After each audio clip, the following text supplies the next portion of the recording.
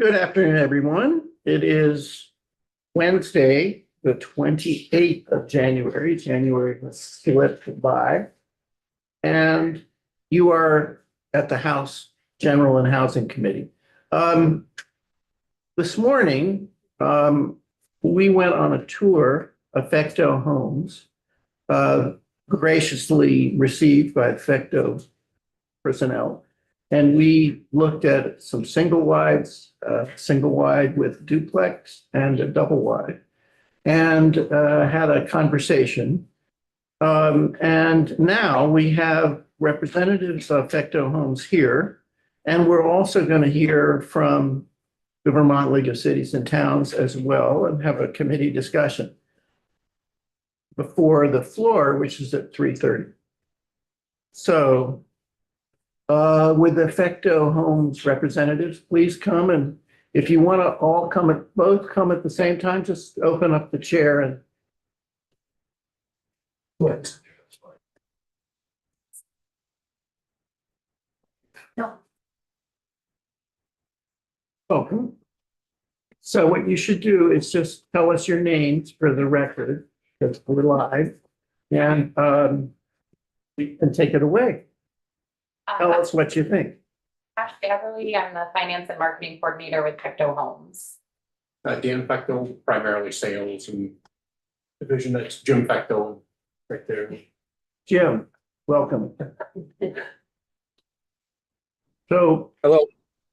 Please, what I would suggest is talk to us about your business, the financing, how you do it. We haven't had someone in here just like you, who is literally on the ground selling and arranging financing for these homes. And I'm sure we're not going to wait till the end for questions. I'm sure there'll be questions right in the middle of your testimony, and I'll just interrupt if I might. So I don't intend to be rude, but it's just the way we got to do Sales. Yeah, so probably the easiest way to approach it is someone comes in, we establish wants, needs, and ability. So we figure out what they're looking for. If it makes sense, budgetarily, if it makes sense, and then we could build, a series of anywhere from a used home in a park, a new home, replacing a old house with a newer used home on a piece of property that they have. Anyway, there's a series of things that we have to go through to figure out where we're going to fall.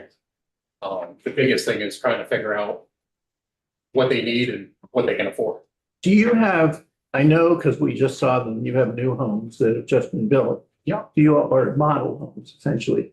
Do you have used homes that you sell? We do. And they're on your lot there. That's correct. The one across from the mobile station next to the Right, waste, yeah. 374. Yeah. Okay, go ahead. So yeah, as far as the next thing is, once we've established, if they're comfortable, then the next thing is really financing and figuring out how do we pay for this. If it's not a cash deal, how do we move forward financially?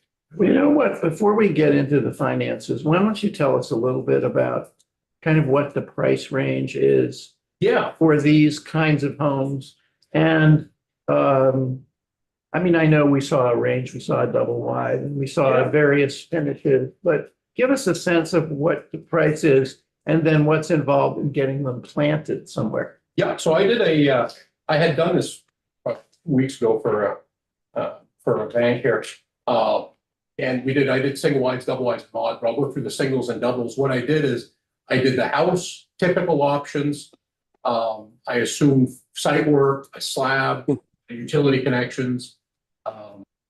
In some cases, I'll give you the price with and without the wells and typical septic and bringing power in. What I came up with was for the single wides, for instance, let's say you had a lot that didn't have water, sewer, and power. I'm sorry. Okay, so I figured on the water, sewer, and power with the house, not the land, but let's say you had to add all those things. Single wides would range anywhere from 175 to around 200. So square footage per square foot would be anywhere from 194 to 219. If the water, sewer, and power was on the property, Prices would be anywhere from 136 to 157. With the square footage price being anywhere from 155 to 170. Double wides, same idea. How much is that of the single wide? Just how much of that is the price literally at your shop? The home, Without anything? just the home itself Yeah, is anywhere from, I mean, they will vary, of course, but typical, anywhere from 101 to 117 of what we normally deal with. depending on finishes. and Yeah, things. factory, exactly. Size. Size exacts, yeah, size, and some series are more beneficial for per square foot cost or overall cost, but just using it typical, there's gonna be extremes on either end. And how many factories do you buy from? For the manufactured food, we could get 5 technically, but the fifth one's so expensive. And you mentioned before that, are all of those located in Pennsylvania? Pennsylvania. Yeah, and then the double wides for the homes themselves, again, typical, 135 to 177. I mean, you could get something 115, 120, you could be well over 200, but the meat of it is that 135 to 177. With with water, sewer, and power added, anywhere from 212, let's say, to 264. And if it already had water, sewer, and power, anywhere from 172 to 226. And square footage pricing ranging anywhere from 125 to 200. So it just depends on what the scenario is. There's quite a few factors.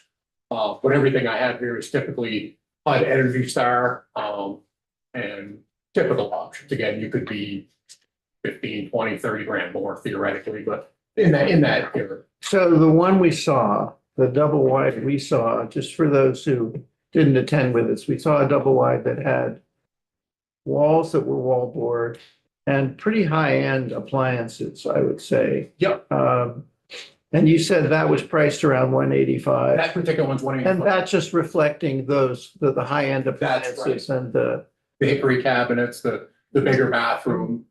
Sheetrock, and there's several options. Again, that particular one, if you were to stretch it out to a 76 foot, right now it's 56. You probably could get to 2 1/4 with it if you were to maintain and add some options. But this is kind of the bulk of it. well, just one more question. please. By the way, please interrupt. I'm just on a roll here with questions. Well, part of it is I want a chance to surface on the video and publicly some of what we discussed in the conference room in the morning. But I picked up a number of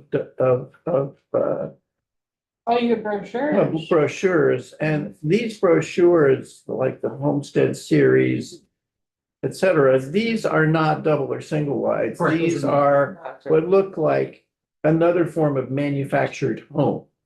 And I guess is this Jim's deal? Do you sell these as well? Right, we handle the modulars as well. That's the modulars are gonna be your state built, local and state building code. Whereas your HUD, which is the singles and doubles, are going to be HUD code. So they're federally mandated. Are they also, though, the pieces of them made in factories? Correct. In, Yes, just Pennsylvania, just a different code, correct. but they're assembled on site. Yes, They come as boxes, parts of homes, and they're assembled on sites. Okay. Thank you. I'm sorry to interrupt it. Okay, and one more thing about sort of what do you consider to be your sales per year in terms of number of units? I think last year we were 80, 76 76. final count. Okay, yeah, Because of things, end of year falling, how things panned out, but 76 for calendar year 2025. For both manufactured and modular. Gail, Since I'm here, since we're asking questions now, how long from the time that you order it from PA Mhm. and you have somebody interested in purchasing, so from the time you order it until it gets to the real estate that they're putting it on? and all set up. Yeah. Depending on the product, some series and, like drywall takes longer, some factors are longer. Best case scenario, the Atlantics are gonna be, I mean, from the point when we order it, 3 to 4 weeks, it's offline. It takes a week or so to get here and another, so that would be 7, 8 weeks completion. Some are gonna be 3.5 months. You know, so it depends on the factory, and a series of things, but that'd be the good timeline if they're anywhere. And once it's here. Mhm. How long does it take till the foundation is cured? We would do that while the house is While coming. waiting Yep, for so it. that would be in that timeline. You do the foundation. We do foundations, yeah, the slabs and even the modulars as well. We do, depending on where it is, but we do offer that service, yes. Do they, when you're, so the delay is like 3.5 months, it's because the factory itself. Yeah, I can't scream exactly pertaining to the factory, like, for instance, just as an example, Eagle River got to a point, I think this year with the drywall series, which is usually about a month and a half longer, was 15, 16 weeks, I think at one point. So what happens, their factories are set up to make money, so the drywall slows them down, so they only incorporate so many drywall homes, so the more drywalls accumulate, the more of that gets shot out, and sometimes that'll help out for the VOG, the non-drywalls. But yeah, that's, These factories, like, do you have any idea how many they make a year? We don't get access to that information. We can see how many floors are coming into the state for all retailers in the state, but we don't get broken down to like how many each retailer is doing. I don't even know that they would tell us if we asked how many they're doing, because a lot of them are nationwide. Actually, one of our builders recently partnered with Towers, the veteran, you know, Clayton's. yeah. They don't really share the specifics in terms of how many nationwide, only because they serve such a broad area. We know it varied depending on the factories. I mean, yes, depending the smaller one, couple, 300, and they could get up to 800 to 1,000. I mean, on some of the busier factories, So these are very big places. very large scale, yeah. And are they like assembly sites where they're assembling like stuff that comes from other places? Yeah, yeah, It's like a production line essentially, so like each line has a different part of the home process, right? So it starts with the frame and then they put the floor on and build the walls up, and then from there it goes to the fixtures and things like that and the finished work. So it's about as assembly line as you can get with housing. Can I ask generally what your sales have been like in terms of what the trends have been over the recent years? Recently we've noticed, I mean, compared to like, 5-10 years ago, there's definitely specific to the drywall, we are seeing more and more of a demand for drywall, manufactured products for single wides and double wides, because customers that historically would have been modular customers in terms of the access to financing, placement on their own land, all of the above, are kind of skewing more towards a manufactured product like a double wide or higher end single wide, because of the overall cost for the home infrastructure, but also ongoing maintenance costs specific to like the property taxes and insurance costs, which is something everyone across the country is kind of dealing with in housing in terms of how quickly those costs are increasing year over year. We used to see consistently about 25 to 35% of our sales were modular. In the last couple of years, that dropped down to about 10 to 15%, which is a significant drop. But on the flip side of that, it's not that those sales just aren't coming, it's that they're skewing towards a different type of product than they typically would have because of how much it costs to live here. we're off to a good start, mods this year. No, Yeah, on a positive note. Yeah. This year is looking a little more solid, but I think it's people just realizing pricing is not gonna come down, interest rates aren't really gonna fluctuate enough to make a difference in terms of that monthly payment. So get into something while you know what things are gonna look like in terms of that payment. Elizabeth? Thanks. When you say it's a drop from 25 to 30%, when was that? As recent as, 2022 was a little bit wonky because the market as a whole kind of took a spike with people coming into the state post-COVID. We saw real estate as a whole, not just specific to manufactured housing, but you saw a similar trend post-COVID that you saw after 9/11 in terms of people making a mass exodus from these more densely populated areas to more rural communities, right? So 2022 specifically statewide, there was a bump in the real estate market as a whole, not counting that kind of anomaly, if you will, in the market. These are numbers going back to honestly 2018, 2019, and prior to that. So then again, last 5, 6 years or so is when we really started to see that shift. Thanks. Yes. Did you see anything shift with floods? Like, do you see any big? Yes, yes, so many. So in terms of the financing specifically, anything that is in a flood zone, banks will not touch, or if they do, there's PMI attached to it, which just makes it a little more inaccessible for people. At the end of the day, the rate and term only matters so much to people. They're really looking at that monthly payment and what can they make work within their, their comfort range for that monthly payment. So the floods, yes, 100%, because the insurance side of things just pump up those costs. But the flip side of it is the rezoning of flood areas really eliminated a lot of accessible lots specific in mobile home parks that just banks won't touch, or people don't want to put houses on because they're now in a floodplain.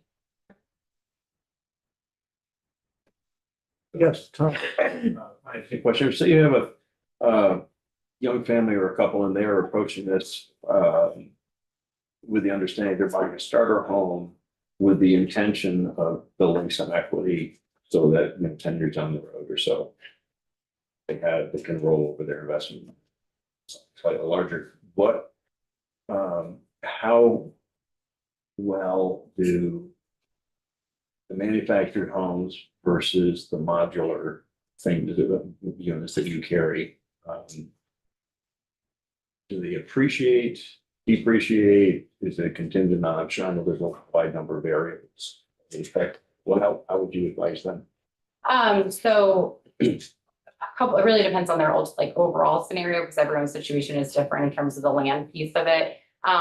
Mobile manufactured homes, single wide and double wides, just industry standard is they depreciate in value once sited in line with the market, right? So right now, one of the benefits of our market values being frankly inflated in our state, not just here, but nationwide again, is market values are up right now. So that's kind of helping offset some of that natural depreciation that's affiliated with manufactured home placement. Modulars, though, industry kind of typical, modulars typically appreciate in value in line with the market. Manufactured homes depreciate in value in line with the market. So again, market values being up right now, manufactured home values are up accordingly. So manufactured homes, AKA single wides, double wides, et cetera, they depreciate. Yes, yeah. But modulars sort of appreciate along with the market.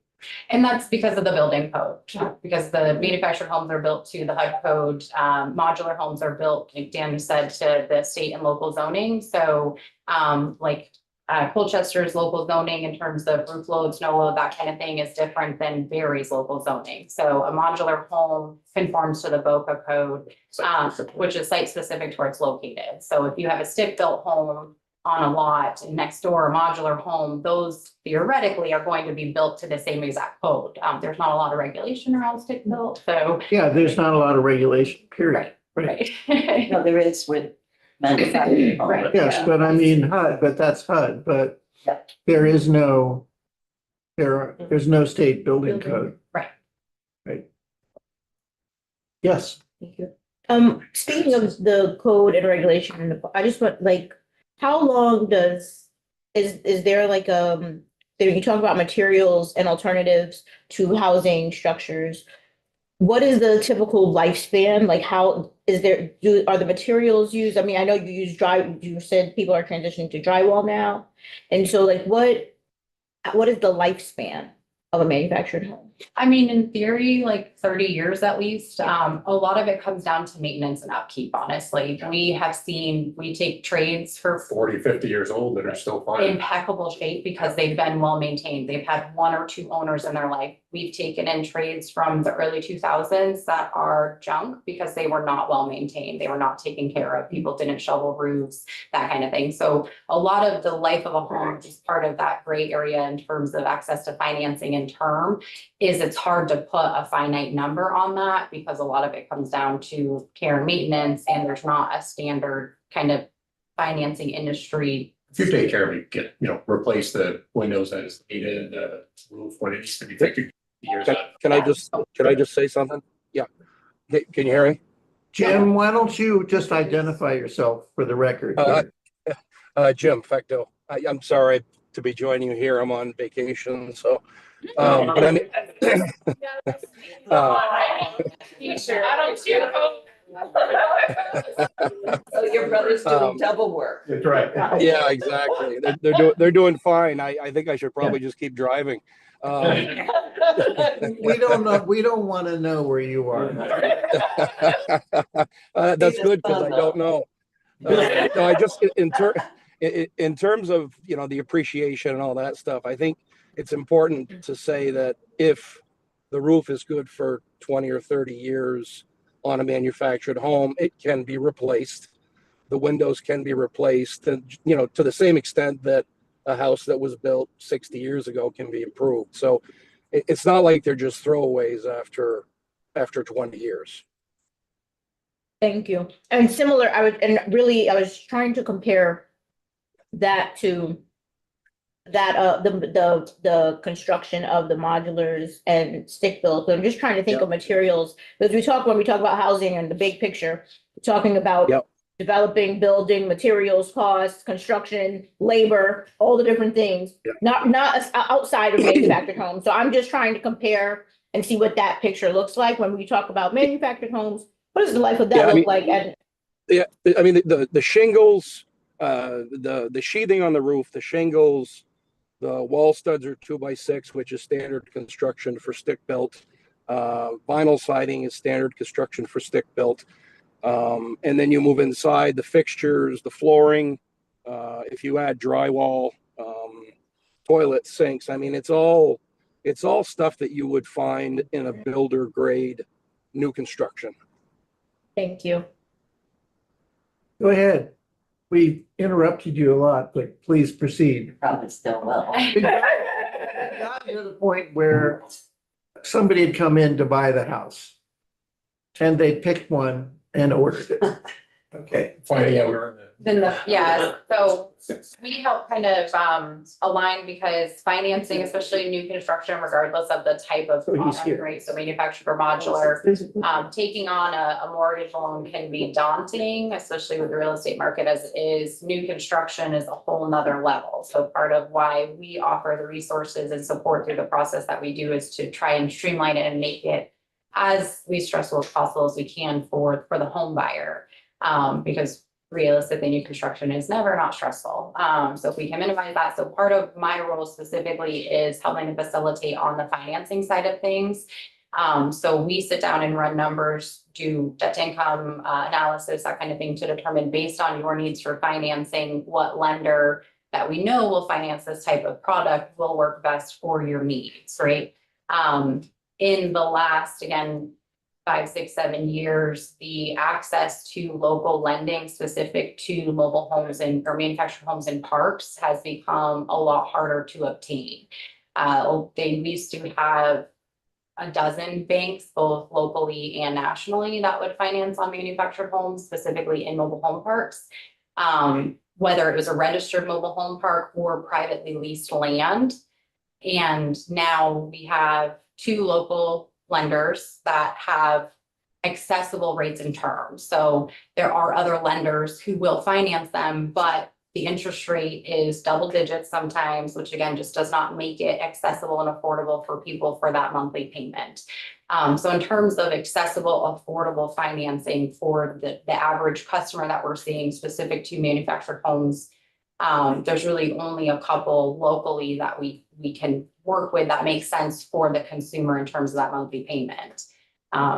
We could certainly direct people towards higher interest rate programs, but at the end of the day, it's not just about selling houses. It's about getting people into homes that they can not just sustain in, but thrive in, both physically and financially. I think it's important to note that Champlain Housing has been a big, a huge help in terms of getting a down payment, because mobile homes, typically the banks will require 20% down. So that, I think they have to come up with $2,500 or something, and the Champlain Housing gets them the equity. And I think we looked at the numbers from last year, and we would have lost $1 million to $1.5 million worth of sales that wouldn't have happened without the Champlain Housing buyer subsidy there, or buyer grant. So I think that's something that needs to continue if you all have any influence in that. Here we go. Yeah, absolutely. That's the Champlain Housing Down Payment Assistance Program, which I don't know if everyone's familiar with, but it's really kind of integral for a lot of people being able to access new housing, right? So replacing existing homes or completely new construction.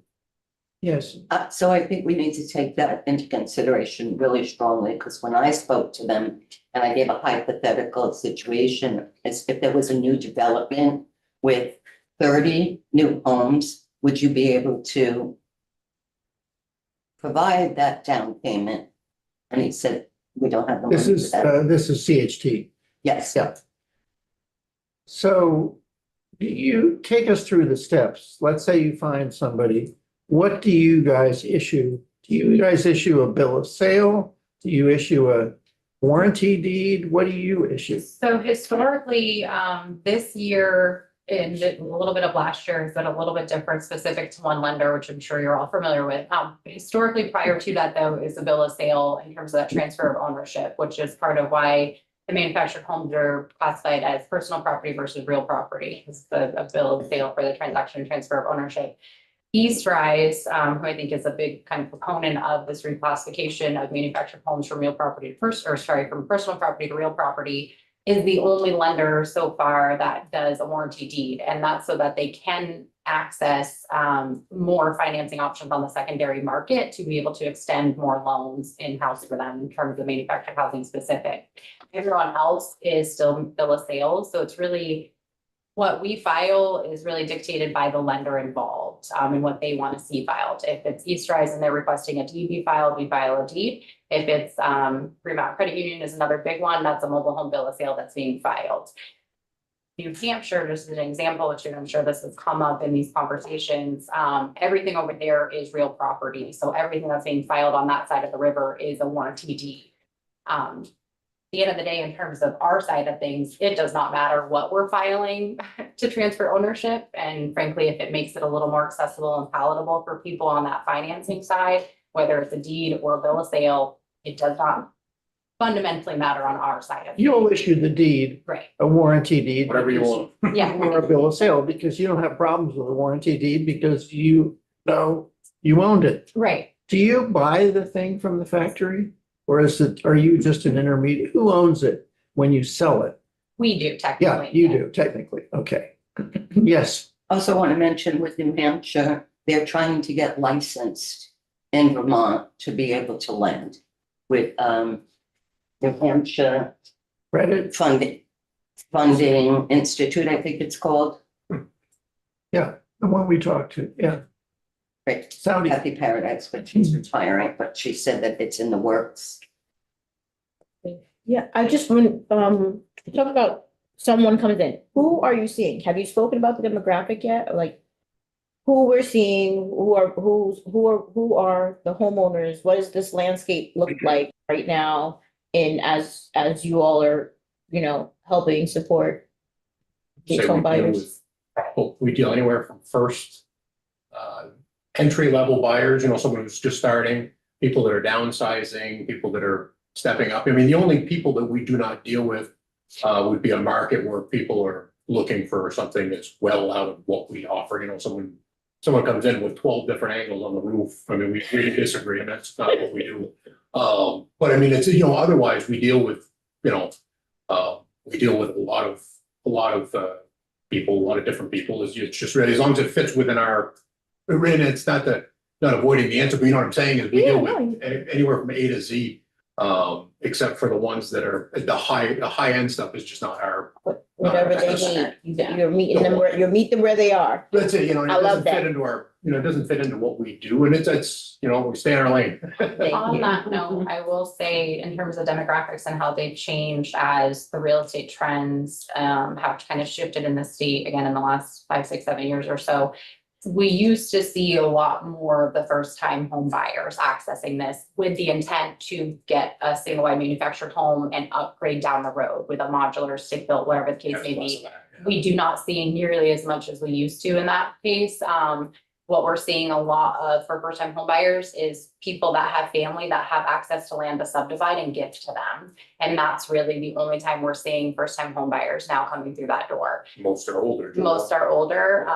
We definitely, our demographic in terms of our kind of average customer, if you will, is skewing older. But look at the demographics of our state, like that's kind of in line with the aging population that is Vermont as a whole.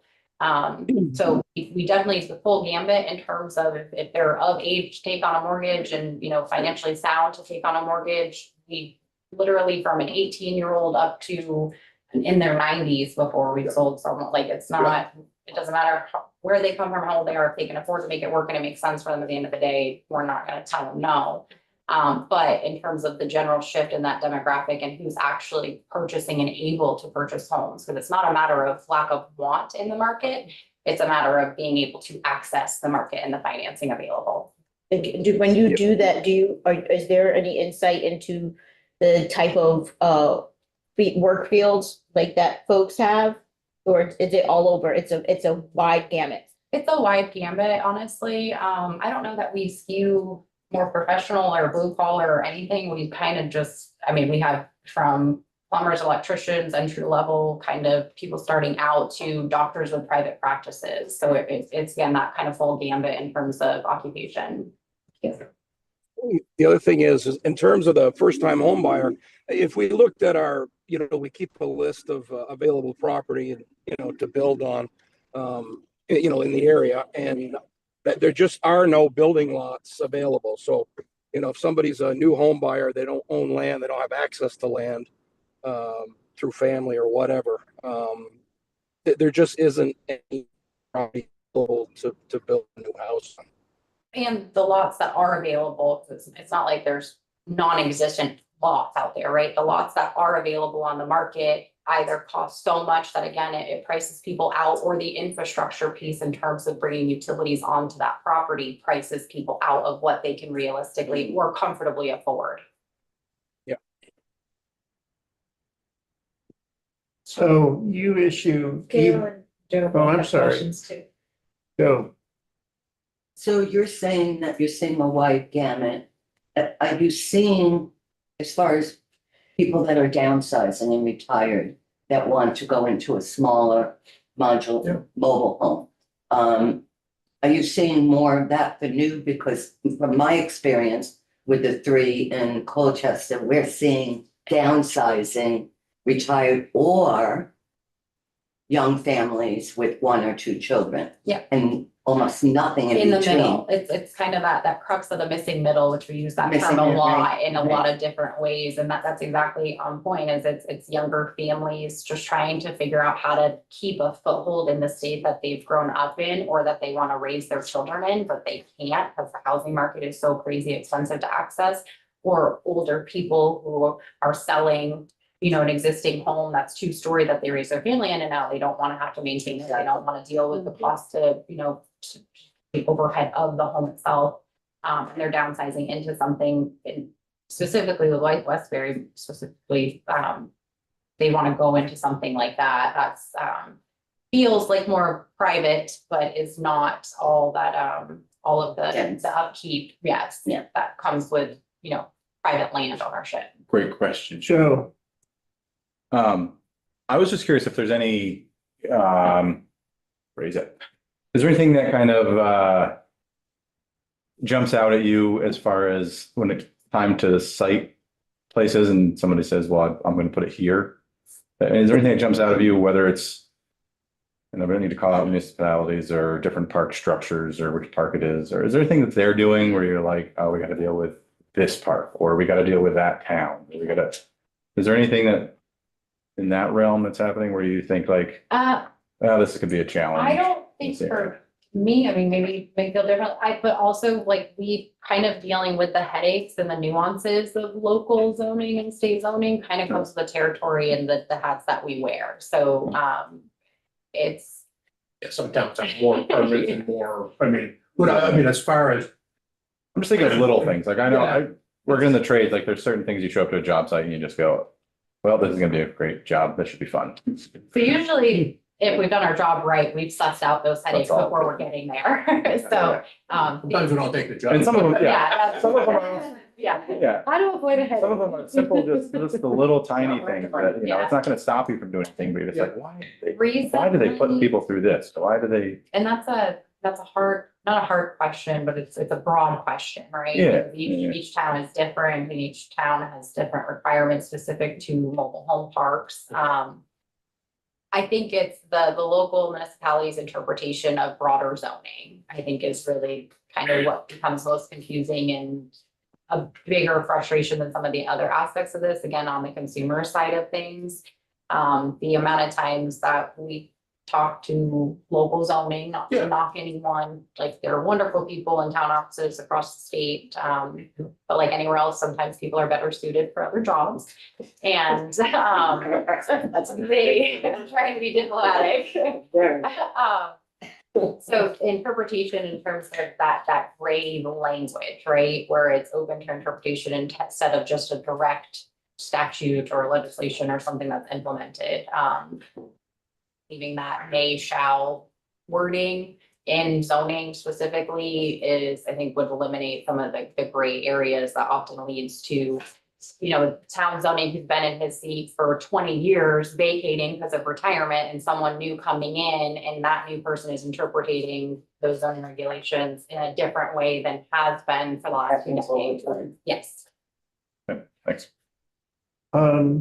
Is there, so in financing, you're just responsive to the bank. Do people, is this, do you charge a sales tax regardless of whether you're issuing a warranty deed? We have to, whether it's a warranty or a mobile home bill of sale, and that's on manufactured and modular.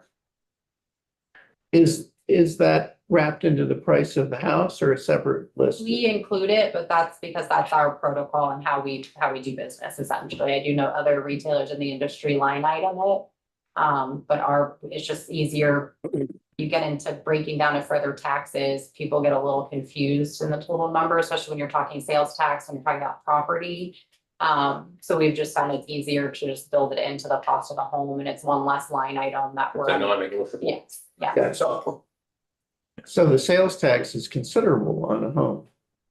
Yeah, I mean, a few thousand at least, on a single wide, just Yeah. on, They typically, they work at that 60% or 60%, yeah, it works out to three and change. So yeah, it can be quite a bit. And that's not wrapped into the financing. it is because it's built into the loan. That's another part of the reason, or into the house cost. That's another part of the reason we build it into the house cost because it's more Way palatable. Yeah.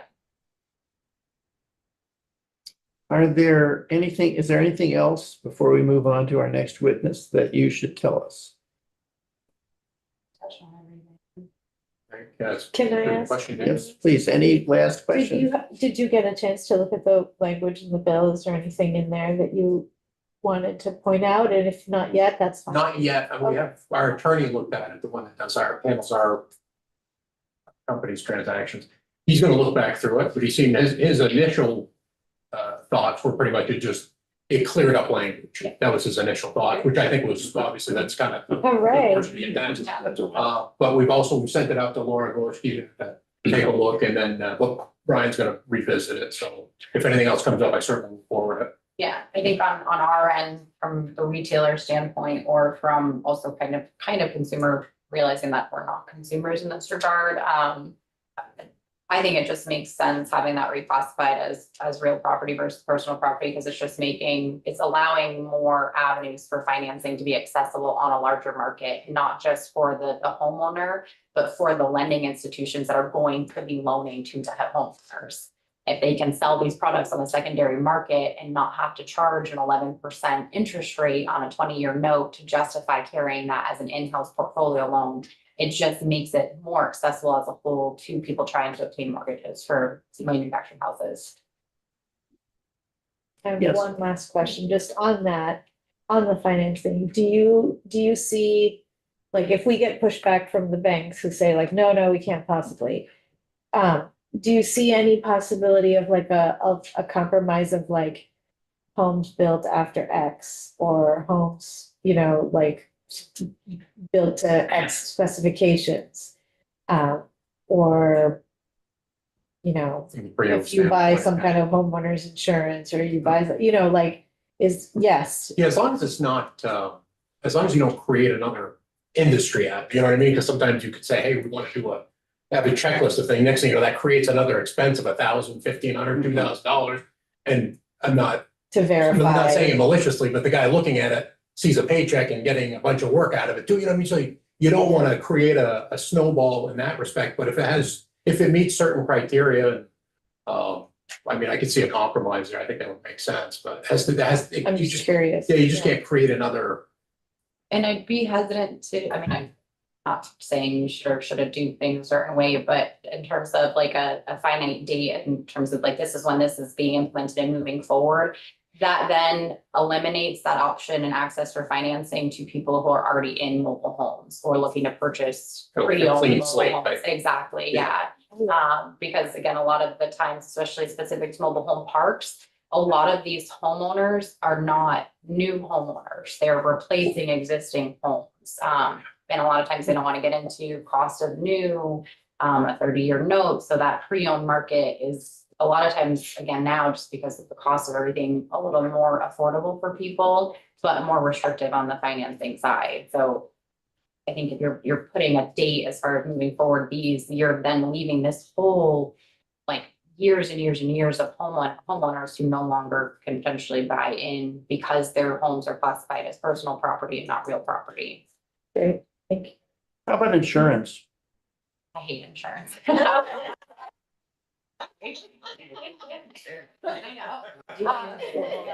Insurance is, it's actually, that's kind of like one of the misconceptions. Like deed insurance or Private like mortgage home insurance. Yeah. That's really based on the lender and what they want to see. That's not anything that I mean, if people Okay. can get out of PMI, great, because it just saves them money in the long run, but sometimes there are jobs that you have to have the PMI attached to it in order for it to make it saleable for the bank, so. If it gets them into it with 10% down, Right. that's And that's if the reality. that's usually a requirement, that's anyway a requirement of it, even with stick built, if you're gonna go to 10%. Yeah. Down, how about homeowners insurance? Is there a similar problem of a paucity of insurers? There's definitely, we get a lot of calls from people not even looking for housing, but looking to see who we refer for insurers because they are looking, either their current homeowner's insurer is dropping them because of the age of the home or XYZ reason, specifically on the manufactured side of things. We typically refer to, there's a couple different insurance companies locally, like State Farm, Noel Johnson. 4 months. Yeah, Yeah, and so good luck with that, yeah. we really don't have any issue on that Okay. side. But it's because again, we have access to resources and we know this is a company that can insure this home and isn't gonna be a headache or uphill battle for you to get said insurance. Sure. Do you think there's that wide range for you because it's new homes?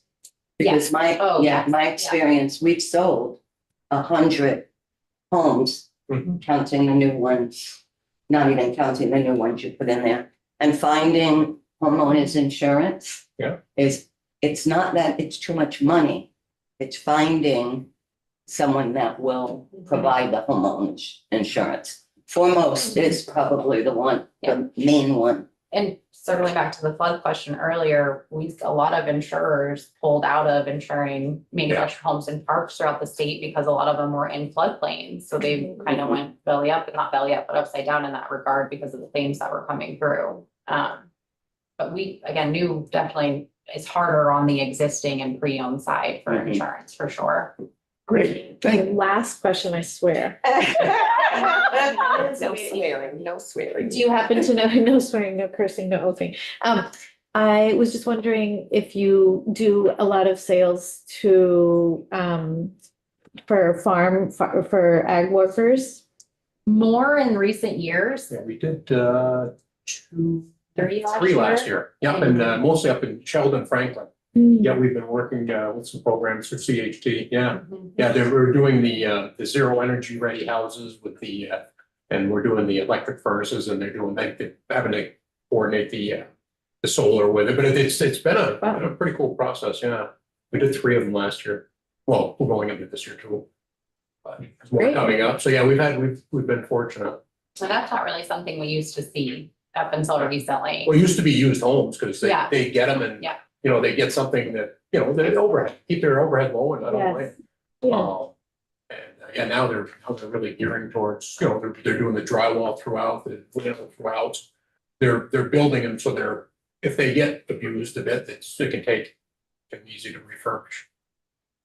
Well, thank you so much for coming and taking time away from your business. Appreciate it. Very Thank you. appreciated, and look forward to any comments you have on the legislation. Yeah. Thank you. Thank you. It's nice meeting you. Yes, yes. I mean, it's a face to a name. And if you don't, then I guess we can just go home. Our next witness, For your vacation. Thank you. Thank you. Thank you, guys. Jim, thank you. Enjoy your Thank you. vacation. Our next witness is Dan Riddlehuber, who's president of Tripark. Dan, welcome to the committee. You want to just say your name for the record and then tell us about what you want to tell us about Tripark. Absolutely. I will start by saying I'll correct the record and say I am not the president of Tripark. I am Tripark's development consultant. Okay. I have been working on Tripark's behalf since 2021 on the funding and implementation of numerous grant-funded infrastructure projects.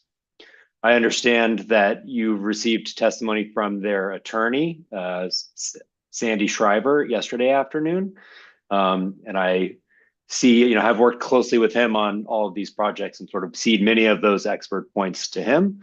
I understand that I'm here to share the experiences I had navigating their corporate structure in the context of applying for, receiving, and using grants and the tax consequences therein. Yeah, one of the issues that we're facing, well, 2 things. One is yesterday we heard testimony just for you. We heard testimony on how expensive infrastructure replacement is and how expensive it is per house compared to spreading it over a whole community because towns don't pay for the infrastructure. And the other thing we heard was that there's a provision in our bill that essentially requires that homes be classified, manufactured homes, be classified, LHCs be classified as nonprofits in order to facilitate grants. And so we were curious whether that was true, that it would help. And so you're the person that we look to. Okay. Good. I'm glad that's your question because that's sort of what I've prepared my notes for here. So I've got them here on my other screen and I'll get into them. But a little bit of background on what I understand about how LECs file taxes, because this is the grant situation is not what are they eligible for. I think the state has a lot of leeway in determining what state grants, what types of entities are going to be eligible for. I think you guys are on it on that. The larger challenge is that regardless of what we in the state of Vermont and how we categorize different corporate types, the IRS sees things a certain way. And limited equity cooperatives in the eyes of the IRS are for-profit entities. And the way that they file their taxes is generally utilizing IRS Form 1120-H, which is as a homeowners association. That's a great way for them to file taxes in years in which they do not receive grants. There are 2 critical tests. There are several critical tests, but there are 2 relevant tests that enable a mobile home cooperative to file their taxes this way. One is an income test that says the greater than 60% of their gross income needs to come directly from members. And the other is an expense test that 90% of their expenses have to be in the service of constructing improvements owned therein by the association. The challenge with grants is that receiving grants of almost any size and certainly of the scale needed to construct infrastructure improvements basically pushes any scale of mobile home park that exists in Vermont out of compliance with that test.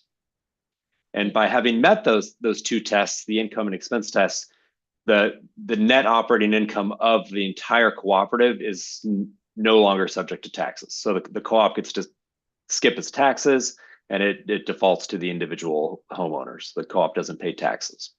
But if you fail those income and expense tests, you're no longer eligible to file your taxes that way, and you file your taxes as if you're in any other corporate entity type.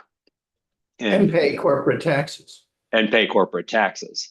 So I pulled just a couple of numbers for scale for reference for you all. If you go to the ACCD registry and you see the average size, median size of a mobile home park in Vermont, I'd bet the co-ops are a little bigger. I don't have that, but it's about 30 units. And the median lot rent for 2024 was about $415. Annualized, that puts their rent from members at about $150,000, if I've done my math right. And so they would fail their income test at the level of $100,000 grant. So if they receive a $100,000 grant, they're now at that, they've now failed their 60% or greater income test and can no longer file taxes that way. And would have to pay income tax on all of their net operating income, grants, and others. So let's say they've crossed over that threshold because of a grant. They're now in corporate tax territory.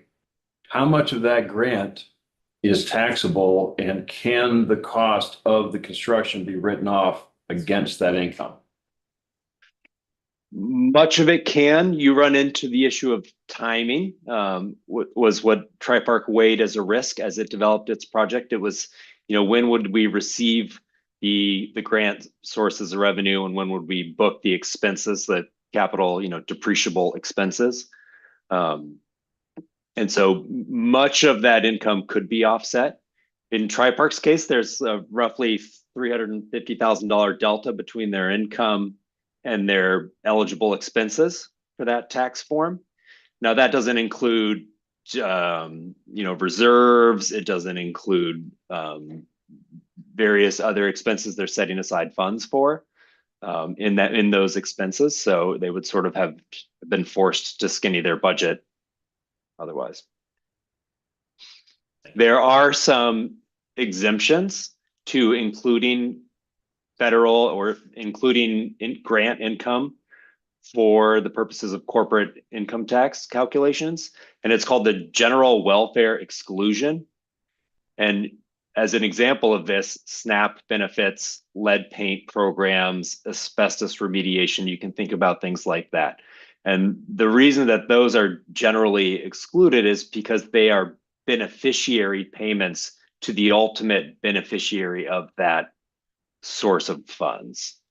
Whereas when the money goes to a corporate entity, it's often treated very differently because it's not being received by the actual beneficiary. So does this mean that it does not, for purposes of at least federal income taxes, this problem cannot be addressed at a state by state legislation? I don't believe so for the purposes of federal income tax. How about for purposes of state taxes? Does the state have the same test? Does the state, is current law the same for the state? I'm not as well educated in that area, but yes, Tripark does pay state income tax. And so I would imagine that if there was a similar expense and income test, that they would be able to meet that as well and not have a state income tax as well. Unless, of course, they have grants that kick them out of that compliance, but we don't know what the state provision is. I will give you one example that you could read on. the Agency of Natural Resources had a ARPA source grant program, not a grant program, called the Healthy Homes Mobile Home Communities Program. And they received comments on this same area. You know, they were funding water and wastewater infrastructure projects, among other things. And they came to appreciate that giving these funds as grants would trigger taxes for these receiving entities. And so they reviewed the situation, and I wouldn't say they gave tax advice, but they published a memo in April 2023 wherein they redefined the program from a grant agreement to a beneficiary payments program. And they carried that under the auspices of the general welfare exclusion as, quote, necessary to shelter in place during the pandemic. I'm not sure how repeatable that would be, but the general welfare exclusion, you know, if we can find ways to write grant programs for things like water, wastewater, stormwater improvements, you know, anything that we can with a straight face, you know, convince the IRS is a social welfare benefit program, I think cooperatives could stand to exclude those income dollars from their expense tests, income and expense tests. Again, I mean, short of rewriting state law, state income tax law, which we could do, of course. This just, whatever it is, stands. And subject to whatever maneuvering you can do. Got it. Are there questions? Do you have more to tell us, Dan?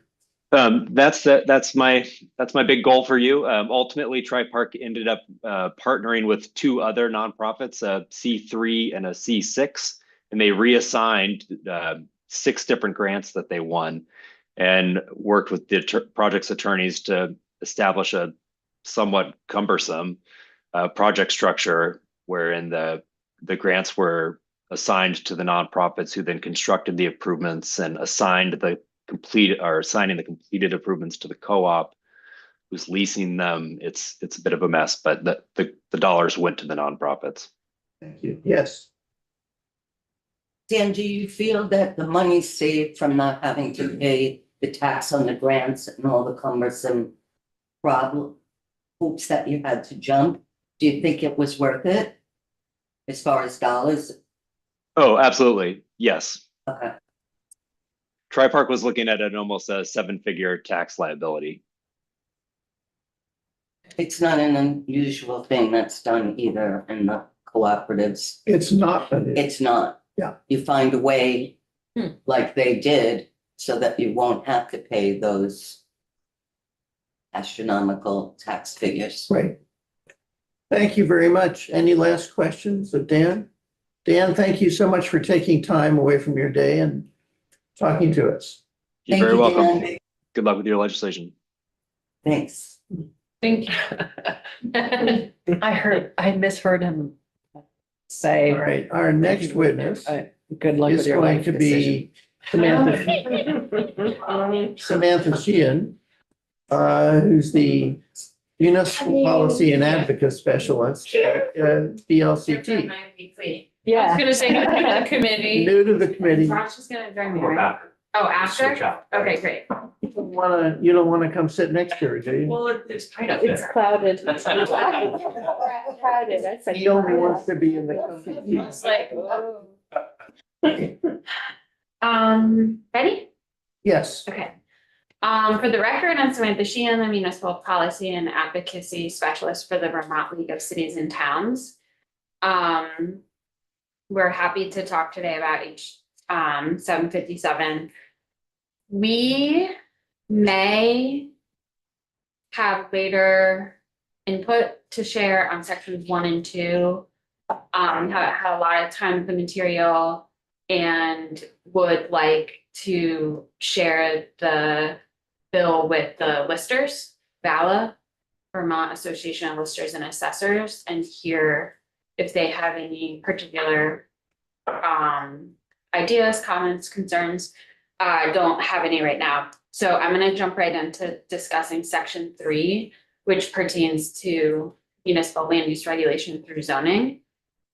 And allowing anywhere where year-round residential development is legal and local zoning to also allow the use of these housing types that you're discussing today and in this bill, which are mobile, manufactured, and prefabricated. So this will be hopefully super quick. So first, we'd like to say that many communities of Vermont, many towns and mostly towns in Vermont already have a substantial amount of their local housing inventory are these types of homes now. Vermonters live in these types of homes. So statewide, we know from the VHFA needs assessment, 7% of units of housing that are owned by the occupant. So 7% of all owned homes are mobile homes, 4% of all rented homes statewide are mobile homes. So these are already a really important way that Vermonters are finding affordable and available places to live. Please remember that in many cases, as I really liked hearing from the, can you say the name of that company? Facto. Thank you. Talking about a sort of shift in market towards people interested in using these housing types to subdivide owned land and establish multi-generation or multi-family living. And that happens a lot in rural communities. Manufactured housing types represent a type of rural infill housing that we see a lot for landed manufactured and mobile homes, as opposed to the homes that happen in co-ops and parks, right?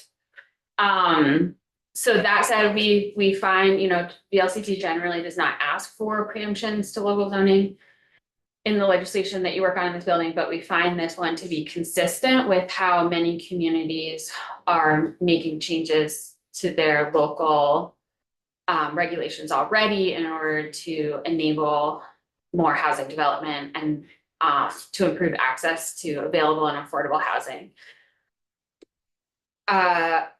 I said maybe 2 weeks ago, and I'll remind you again, we also would like an expedited path to adoption so that if local zoning requires amendment as a result of this change to state law, that the legislative body of the town can make that change, comply with the change in state law without having to go through a full zoning amendment adoption process, which takes months, a lot of volunteer time, and distracts from the town and the town officials' capacity to tackle other exciting types of housing policy that they may be working on or may have grants to work on. Do you know, I remember last year in our bill, Yep, we started with that. a yes, you provision. did, you had it. Do you remember where it fell out? I don't. I'm pretty sure it was Senate Natural Resources.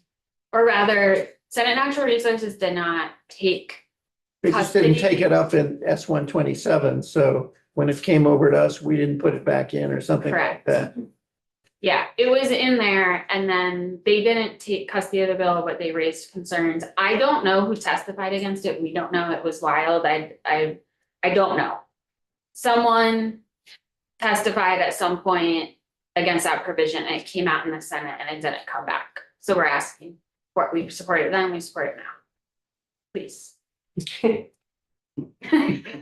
so that language, did it provide that they They could adopt the change without a public hearing. without a public So hearing? it'd have to happen at a public select board meeting, so there'd be a warned action, there would be discussion in public by the legislative body, so the select board, the city council, and then they could adopt the change. But right now, to amend your zoning, you have to have 2 public hearings, they have 15-day notices. If you make any changes you have to have another public hearing.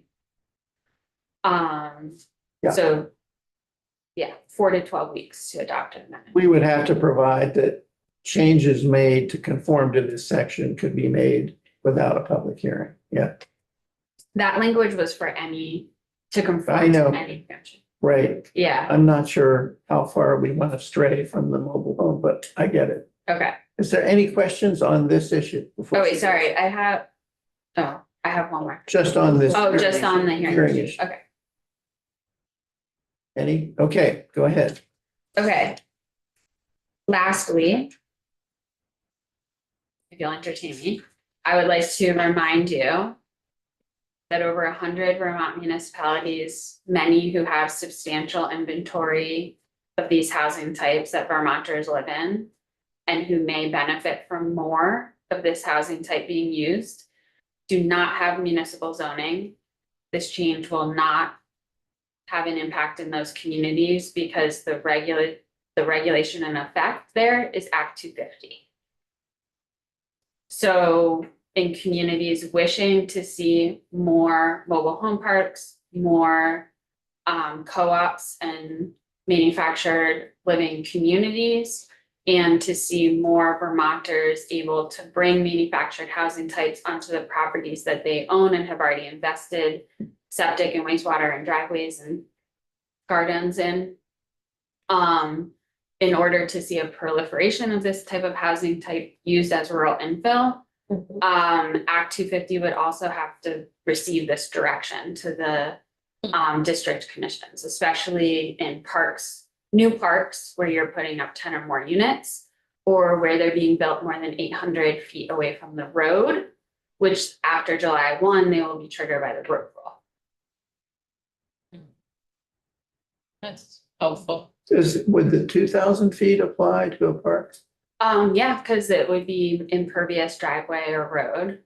Josh is gonna talk about impervious next when I'm done, but Okay, yeah, it definitely could. There's a lot of driveway in a park that could equal 2,000 feet. right. Any questions? Yes. So this is that whole debate of, can you count them as individual properties, even though they're in a, They are counted because it's a unit. right, but what you're saying is so you're saying the impervious surface. So the road Even rule, without their, yeah, so there's a trigger that has always been in place that the 5-5-10. So if you're building if you're building 10 or more of these housing types, you would trigger Act 250 under how it's been for a long time. Now, the road rule from Act 181 takes effect in July, although we're asking for a suspension till the year after. That is 800 feet from a road, any development, 800 feet from an existing road, or it's called a transportation facility.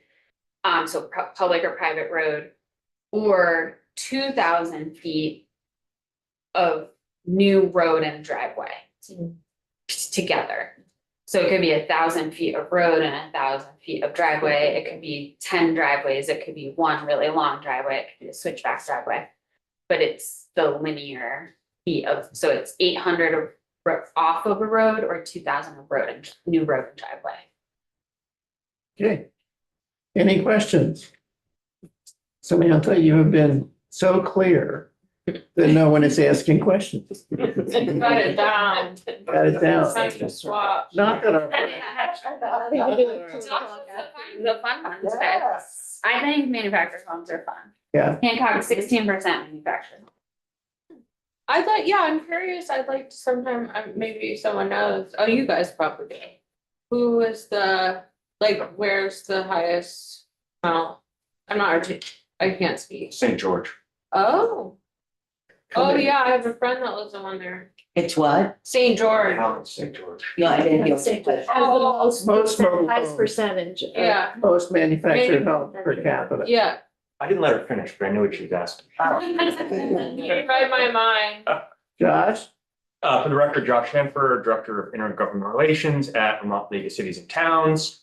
Before I jump to section 4 on 3 acre, I just wanted to emphasize one thing Samantha said about the sort of zoning preemptions and making it easier to implement them. I serve on my town's planning commission. And we've been in for, 2 years. We all know that the Home Act and the act from last year is all in place, but our regulations are not up to date. We've had quorum issues, select board that have kept, everyone knows you have to comply with these rules, but it's literally taken 2 years to get them. And that's what sometimes leads to this confusion you heard about, where a zoning administrator is told in state statute to follow your town's zoning laws.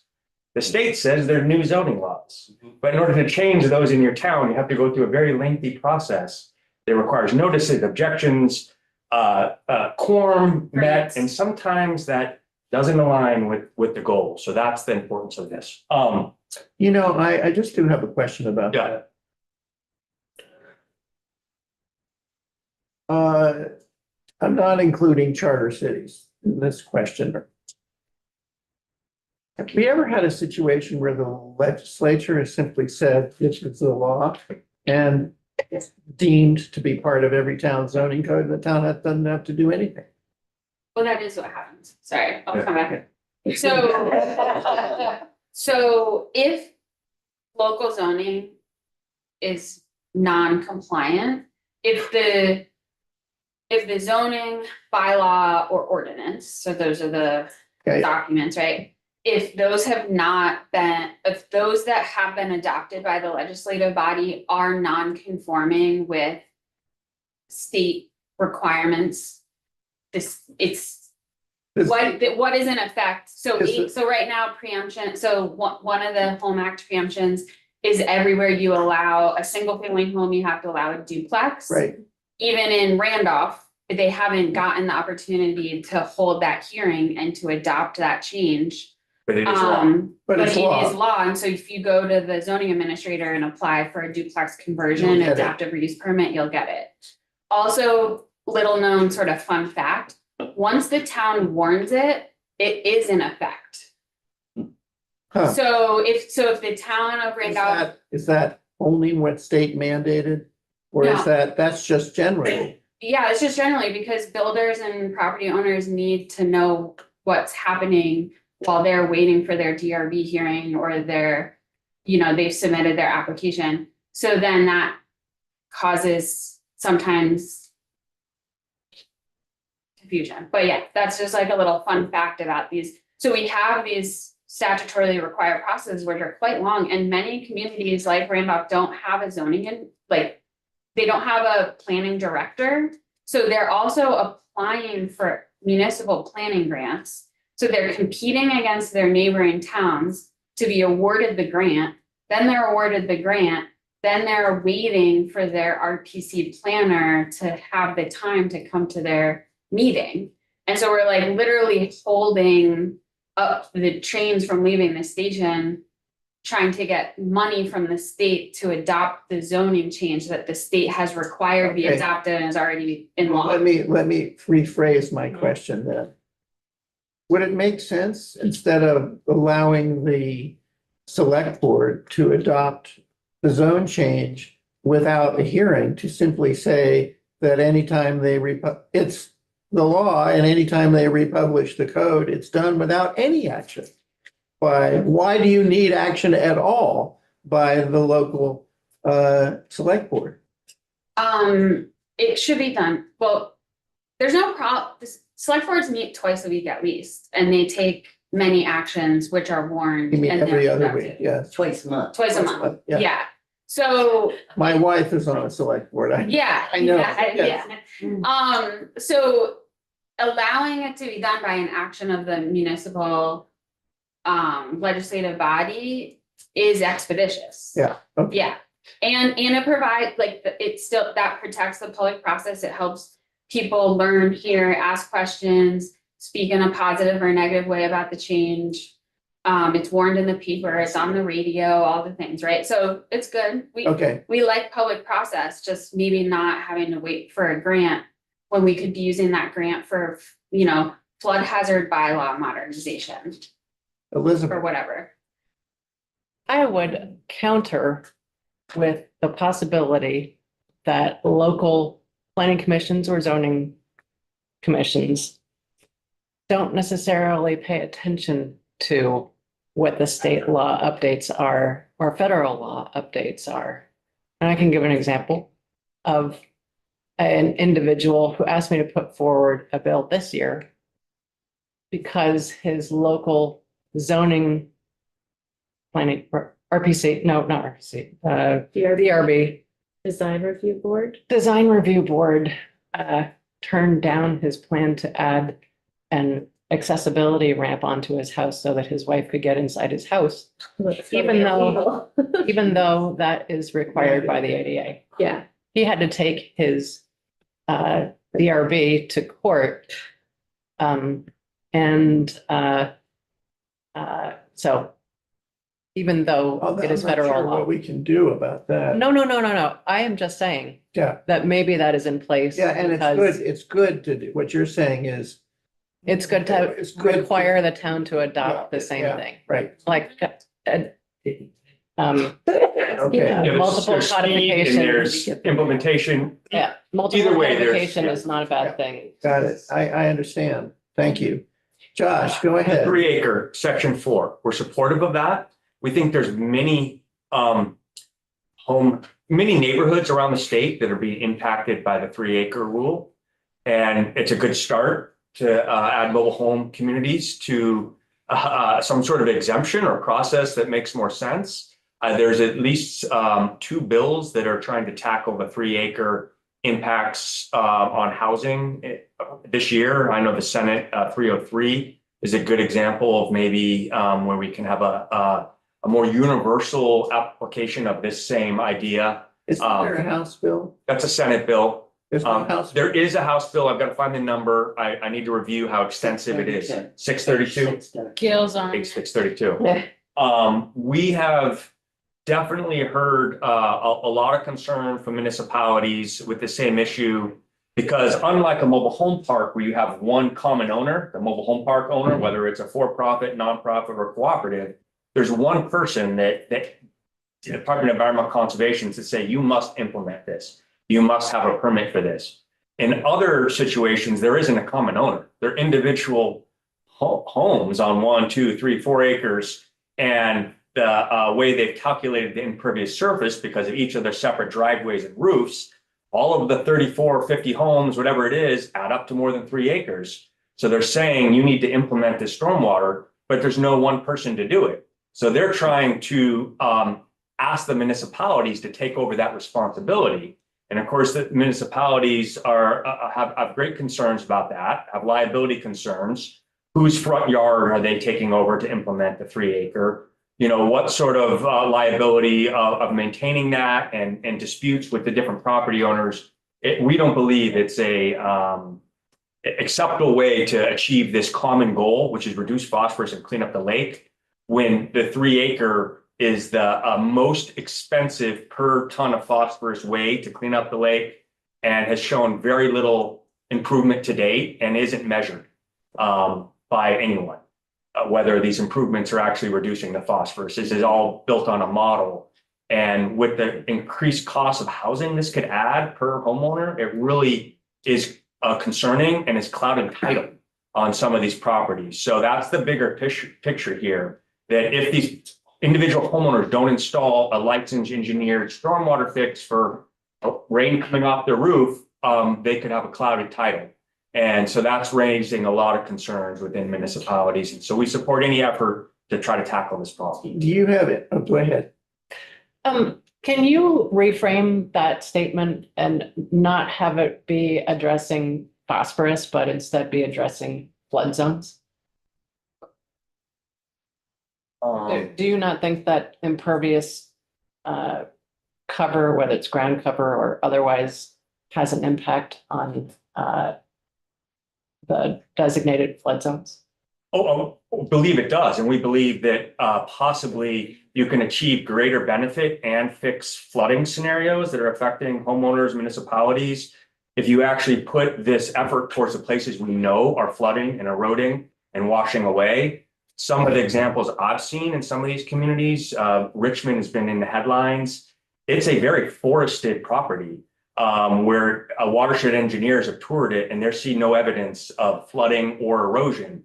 Yet, maybe the state is asking those homeowners to invest millions of dollars when just down the road, right next to the Winooski River, there is actual flooding and erosion and washing away of a town road that the town would love those resources put towards that effort to sort of actually reduce the flood impacts and direct erosion, as an example. I don't know if I answered your question. No, I actually, let me rephrase. Yeah. Can you tell our committee more about the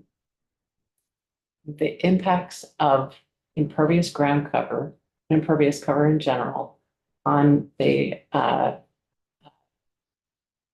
FEMA flood zone designations of, like, for example, 20-year floods, 100-year floods, and therefore subsequently the impact on the cost of insurance?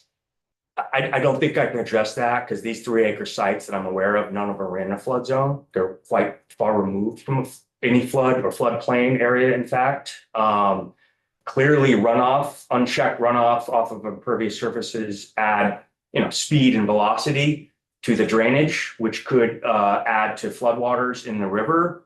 And part of these solutions are meant to slow those down. But this 3-acre rule is not an attempt to sort of remove that water or to repair a flood plain or a flood impacted zone so I'm not sure I can answer that question. If you've got, I'm sure there's engineers from DC that can give you a model of X feet of impervious surface adds X to flooding. But that's not me that could answer that.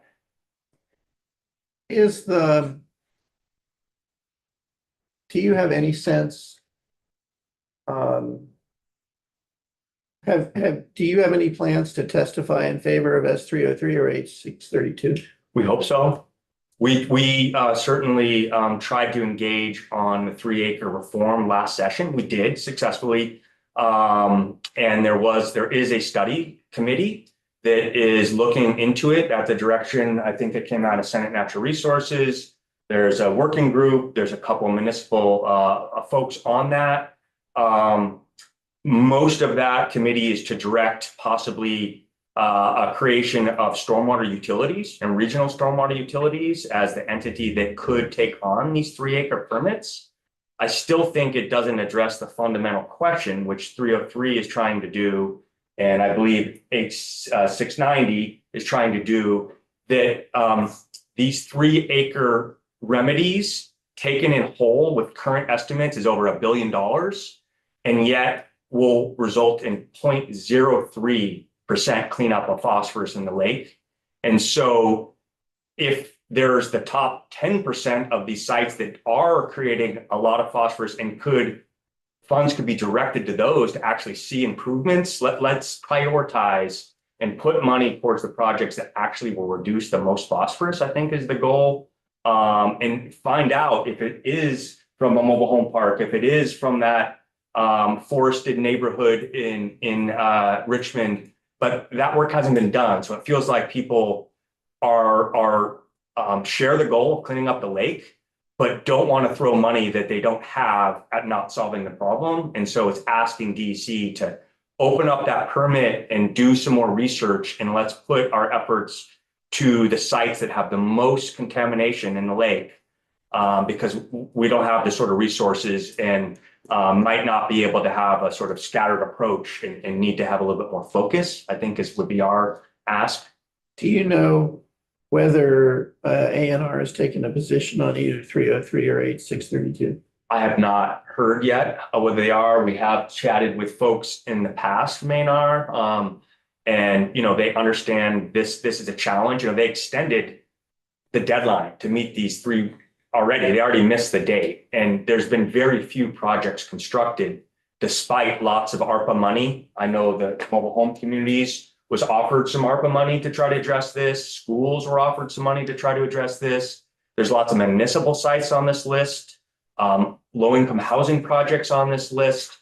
There's potential real impact and cost on these sites, and I think the ask is evaluate and let's prioritize on fixing the ones that contribute the most phosphorus to the lake, And let's be real about that, because $1 billion scattered across 700 individual properties, which are 600. thousands of acres, thousands and thousands of acres. And in some cases, because you're in a neighborhood of 50 homes, all on 1 to 5 acres, their only impervious contribution is their roof. And they might be on a forested 5-acre property. Or their driveway. And when an engineer looks at it, they're not seeing any evidence of erosion. The water filters off into the forested property around it, when there are real problems down the road, washouts from repeated floods, erosion that's clearly visible to everyone. And maybe we should be focusing on those areas with some measurement first. So what I'm hearing in some is that your testimony, both of you are supportive of the bill. Yes. Though we are asking ourselves whether if 303 and 632 are real, whether it's really worth our having this section, which would be subsumed by those bills. But we haven't made any decisions about that. One of the problems that we face generally in this committee is that the reason housing is important is because it impacts so many aspects of life. So guess what? It is relevant to many committees. Yes. And we're just don't want a pathway that has got so many committees that it will never make it out of here before crossover. We recognize that challenge, and I think that's Samantha brought up that real concern from us that, you know, when you're dealing with housing issues, we could talk about local land use. Yeah. The local land use is not the whole story for housing constraints. Right. There's state land use, and that is a different committee, a different process, in that we can't separate ourselves from that though. No, and I don't because think you should. we're just one piece of the municipal land use, and in almost half the towns, there is no municipal land use, it's the states. Great. Go ahead. And just to be a little bit more granular, what this bill, because this is a very emotional issue, is specific to the manufactured homes. Yes. LECs. Yes. It doesn't say that, But so. it will. But it will. Yes. Yes. And so that really narrows it down. Yeah. Because it's not affordable, $125,000 for an impact fee or $45,000 for a much smaller park that they have to come up with in 1 year. I completely And they're agree. not adding to the lake. We know that the whatsoever. clean water money, we had a huge bump and it's all gone now. ARPA, and so this cost is increasing, the permit isn't being reformed. Where is it gonna come from? If I may, I would comment just on the concern you heard earlier about the grants, just as a point of information you might want to look into as former role being involved in housing and funding of all types. That problem, not the exact one, but a similar exists in low-income housing tax credit financing deals. And VHCB, you might want to ask them, others, they structure a lot of their grants as deferred loans to not have that tax consequence. Right. And so if there's flexibility among the grantors toward that, I think that should be asked, why not pursue that same solution? Well, and also while you're here, I cannot resist asking you another question. You might want to sit down. Me? No. We'll see. Um, Maybe I don't want to leave. As you may have heard, I don't know what you heard, but we heard a good bit of testimony on the problem that for a lot of these parks, regardless of their organizational type, their infrastructure is aging and they need to upgrade their infrastructure. And the problem is that the cost of upgrades can be north of $50,000 per unit, partly because it's spread out over so few units. And that this problem is that the solution is made more difficult in part because towns don't want to either pay for the infrastructure improvements. I'm not talking about the infrastructure from the street to the home. I'm talking about the infrastructure in the street, inside the mobile home park. inside the manufactured home community. They either, towns don't want anything to do with it, don't want to take it on, of course, as a municipal matter. Or even, although this wasn't the case at Tri-Park in Brattleboro, or even after the grant and after it's improved, they don't want to accept it. And it struck us, just from a fairness point of view, that although it's understandable why communities that don't have a lot of resources don't want to do this, it would seem to us a little problematic that the mobile home, the manufactured home community pays the same taxes as everybody else, but it's not getting the benefit. And I'm wondering whether or not some sort of adjustment whereby mobile home communities had an option, of either helping or receiving less taxes would make sense. Sorry, I mean, can you for- say that last part again? You're wondering, would it make sense for mobile? Well, for we manufactured assumed that, communities to- I'm assuming, I'll speak for myself.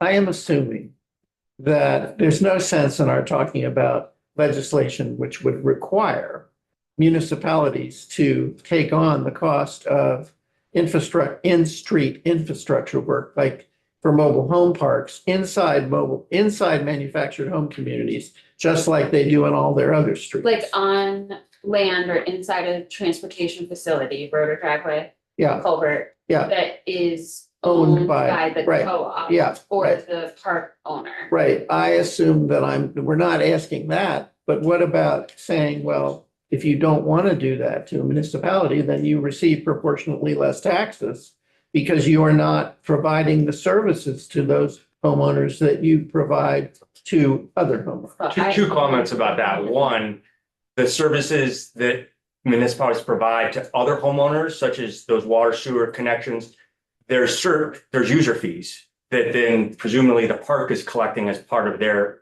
lot rent. The other is, this is not just to parks. So wait, There's also Wait, water and fire. wait, you have to Yeah. help me out here. Let's say we have a street, okay, it runs along it's in the community, okay?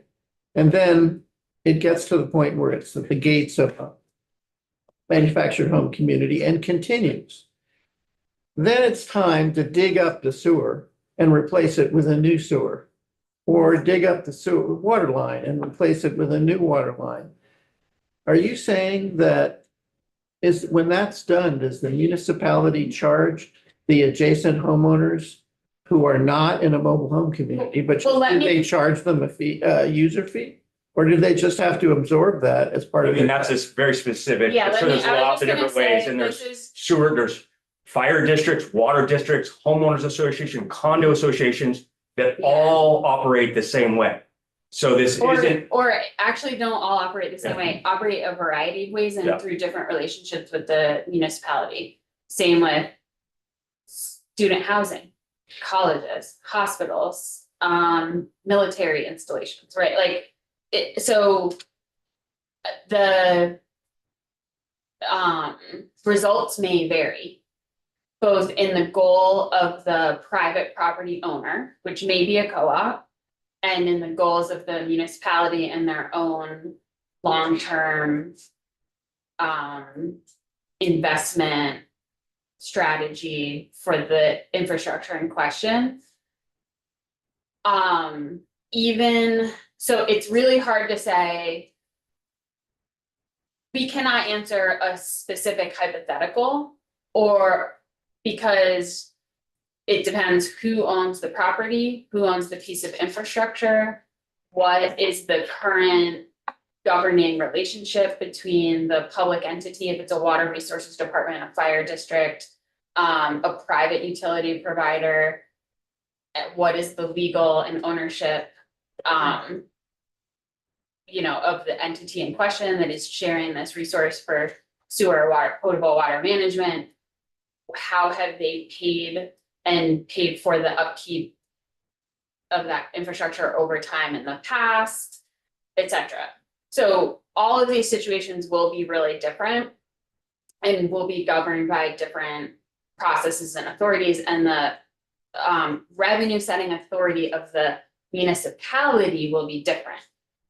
Depending on what that situation is, like, can the municipality, if it's a neighborhood, which is an HOA, the municipality may create a assessment district. If it is a mobile home park owned by a corporation where many people live in different housing units, then the municipality may not, because there's one grand list span and one corporate owner to be assessed, right? So that revenue setting authority tool is not available in that situation.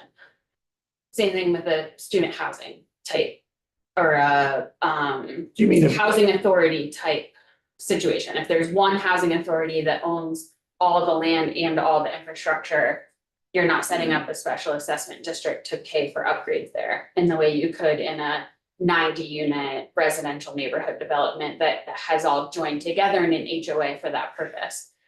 So, but what, I've just got into quite a rabbit hole with that. What I wanted to say was. Actually, no, it's just Yeah. very instructive. Yeah, but what I wanted to say was, the municipality may want to acquire public infrastructure, or may want to acquire infrastructure that was built for a private purpose and create public infrastructure from that. It happens all the time. It's happened in Vermont for hundreds of years. In many ways, that's how societies are built. Like a farmer builds a bridge across a river so they can farm there. And then they build a road farther up the hill so they can farm up there. And then their family and their farm workers built houses. And then you fast forward 50 or 100 years, and those pieces of infrastructure are now public, and those houses are lived in by different people. And that's a new part of town, right?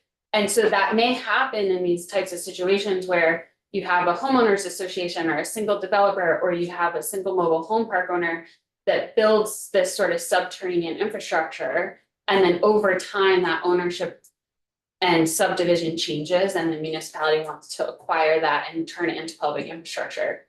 One thing that gets in the way, there's two things that commonly get in the way of that. Of which? Of sort of taking public infrastructure that's going on to Private land. private land, whether that's owned by a co-op, owned by an HOA, or owned by a person or thing. And that's municipal liability. We don't have a monetary cap for municipal liability. And so if you're the legislative body of the town, you're the 3-person select board in Colchester, and you have a mobile home or manufactured home community there asking you to do this, to take over the sewer line that runs under 50 people's houses. That's creating a significant liability to everyone who is a taxpayer in the town of Colchester, because there's no monetary cap. So if one of those people that lives in one of those units causes a catastrophic failure of that sewer line, all the taxpayers in the town are sort of on the hook for that.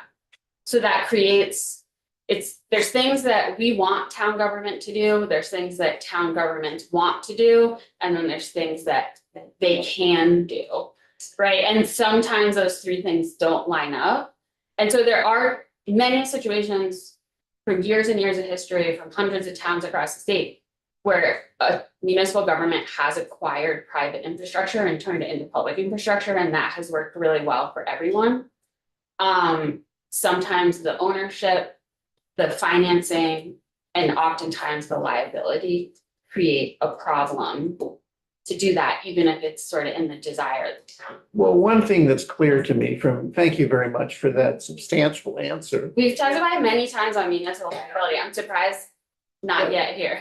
But one of the things that's clear to me is that if we were to tackle this issue, you would be involved. I hope so. Maybe even on a study committee. But it is true from our perspective, and now I'm speaking for myself. From our perspective, manufactured homeowners in a manufactured home community are citizens of a town. Yes, They vote in the town and of the state. and they pay taxes in the town. And right now, we have a problem with aging infrastructure across a lot of these communities, which simply can't be tackled unless the cost is spread in a way that it isn't spread now. And we have to find, and if there's a lot of history and a lot of complexity, maybe it's time to cut through the history and complexity and come up with some sort of solution. If I could just say one thing though, so if a mobile home or manufactured home community relies on a community scale septic, so an underground system that is not part of a sewer, you know, Right. this sort of stuff. And then that system fails.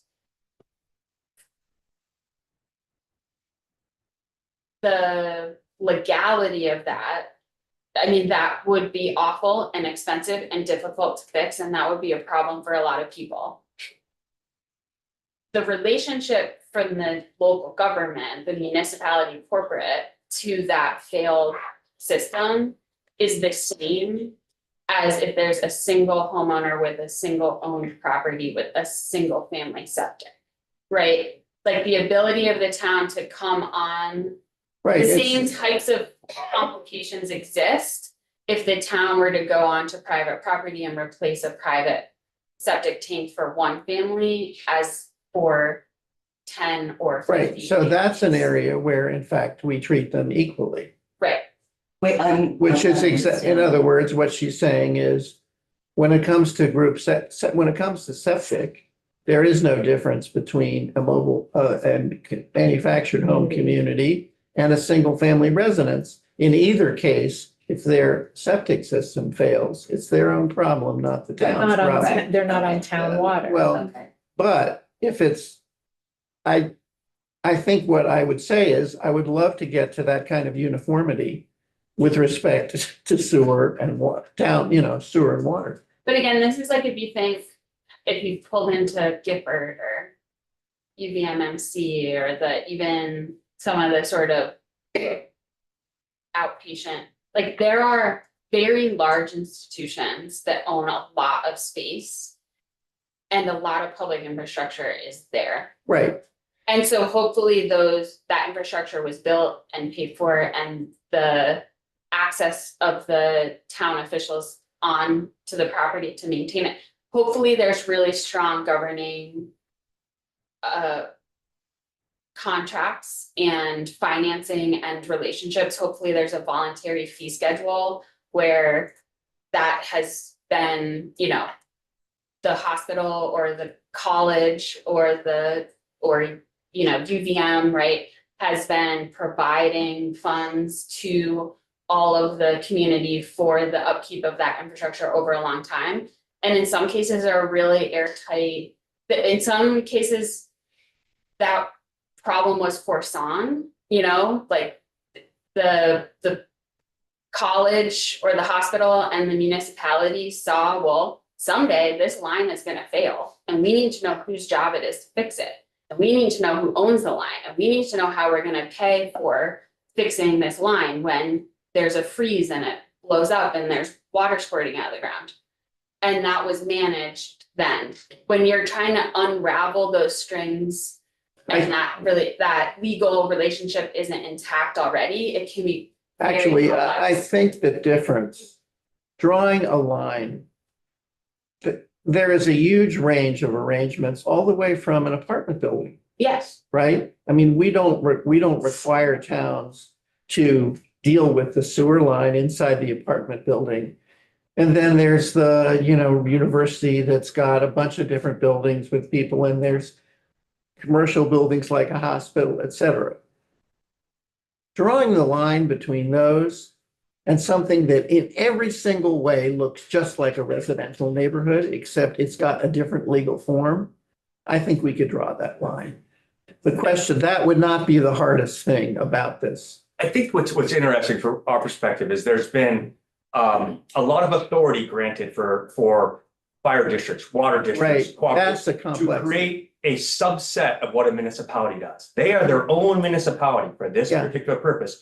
Because we didn't like that the municipality wouldn't do this, or they would do this. And so this body granted that authority for new municipalities to form, to solve their problems, water, sewer, infrastructure, whatever it was.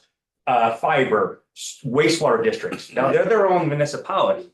Now their municipality has a shortfall, has an infrastructure problem. And now the ask is, wait a second, we want to join back up and have you take over what we decided we wanted to do on our own. And I can give you an exact example in Randolph Center where I live. They're formed a water district up there, fire district. It even has Vermont State College on it. That is not part of the town. And that system has major problems. And all the board that created it are long gone. No one has the records, and there's possibly a massive deficit, right? And so now there's a petition to the town, hey, take it over. I know what's going to happen. Obviously, the town is very hesitant. They don't know what they're getting into. And the other voters in town that voted to only fund the village wastewater and water district 30, 40 years ago, never voted to take on the one up the hill that was privately financed and sourced. And now they're being asked to say, hey, it's crumbling, take it over. And that's what you're dealing with in these situations. And that's just going to be a hard. I fully You understand. I understand the complexity. Yeah. I just would like to avoid a situation where the rather arcane complexity Yes. that you describe of Vermont is used as a device for frustrating any change. Yeah. Okay. I thank the committee for indulging me in this long detour, but I couldn't resist. I We apologize. have the municipal liability bill, it's in House Judiciary. You mean Thank- cap on it? Yeah, to put a cap on it, we think it would help move conversations like this forward in many different committees across the building, stormwater utilities, bulk purchasing It's of where is it? offsite homes.